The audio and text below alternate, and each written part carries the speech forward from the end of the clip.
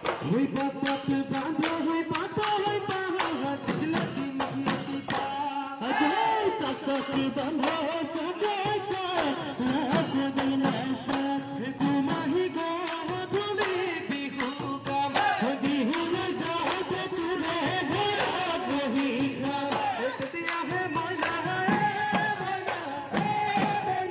नसीना लगी ही बा बिहू नसी लगी बा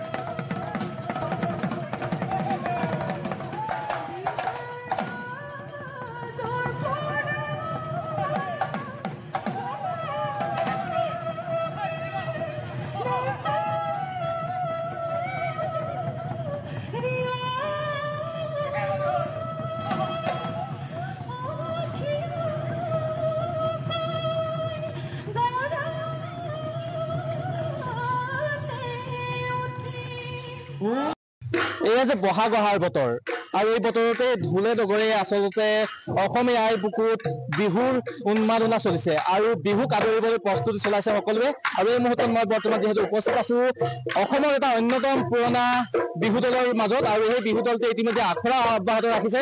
সেয়া দল হ'ল চৰাইদেউ হুঁচৰি দল, আৰু চৰাইদেউ হুঁচৰি দলে ইতিমধ্যে 30টা বসন্ত অতিক্ৰম কৰিছে, আৰু 30টা বসন্ত অতিক্ৰম কৰা চৰাইদেউ দলৰ এয়া আখৰাৰ দৃশ্য। আৰু এই দৃশ্যই আচলতে আপোনাকো আপ্লুত কৰিব, আপোনাকো আকৰ্ষিত কৰিব এই দৃশ্যই। আৰু আমি দেখুৱাবৰ কাৰণে চেষ্টা কৰিছো বসন্তক আদৰিবলৈ, বহাগক আদৰিবলৈ তেখেতসকলে এনেদৰে প্ৰস্তুতি অব্যাহত ৰাখিছে। ঢুলীয়া নাচনী আচলতে কঁকাল ভাঙি নাচিছে, তেখেতসকলে আচলতে বিহুক কেনেদৰে সজাই পৰাই তুলিব পাৰে তাৰে এয়া প্ৰস্তুতি। আৰু এই মুহূৰ্তত যিহেতু চৰাইদেউ হুঁচৰি দলৰ যিসকল বিহুৱা বিহুৱতীয়াসকল আছে তেখেতসকলৰ লগত মই কিছু মন্তব্য গ্ৰহণ কৰিম। আৰু এটা কথা ক'বই লাগিব, 2008 চনৰ পৰা চৰাইদেউ হুঁচৰি দলক সোণাৰী আঞ্চলিক ছাত্ৰ সন্থাই পৰিচালনা কৰি আহিছে। পৰিচালনা কৰিছে দলপতি ফুলি চৰাইদেউ ওৰফে প্ৰফুল্ল কোঁৱৰ। আৰু প্ৰফুল্ল কোঁৱৰৰ মন্তব্য গ্ৰহণ কৰি আপোনালোকৰ যিহেতু আখৰা চলাই আছে, কেনেধৰণৰ প্ৰস্তুতি আৰু কেনেধৰণে আগবাঢ়ি যাব বিচাৰিব এই প্ৰস্তুতি? কিনো চ'ত মহীয়া বতাহ জাকি মাৰিলে, গছে বনে সলালে পাত, কিনো অসমীয়া বিহুটি আহিলে গৌচালে লগালে মাত। চৰাইদেউ বিহু দলৰ তৰফৰ পৰা সকলো ৰাইজলৈ আগন্তুক ৰঙালী বিহুৰ শুভেচ্ছা জনাইছো। আৰু আমি প্ৰস্তুতি ইতিমধ্যে চলি আছে, আৰু আমাৰ ধাৰাবাহিকভাৱে চৰাইদেউ বিহু দলে বিগত বছৰবোৰৰ দৰে যেনেদৰে আমি বিহু প্ৰদৰ্শন কৰি ৰাইজৰ মৰম তুলিবলৈ সক্ষম হৈছোঁ, এই বছৰো আমি দৃঢ় প্ৰতিজ্ঞ হৈছোঁ, প্ৰতিযোগিতা মঞ্চৰ বাবে সাজু হৈছোঁ। ৰাইজৰ মৰম আশীৰ্বাদ আমি কামনা কৰিছোঁ, আৰু অনাগত দিনত আমি বিহু ভাল প্ৰদৰ্শন কৰিম বুলি আমি দৃঢ় প্ৰতিজ্ঞ হৈছোঁ।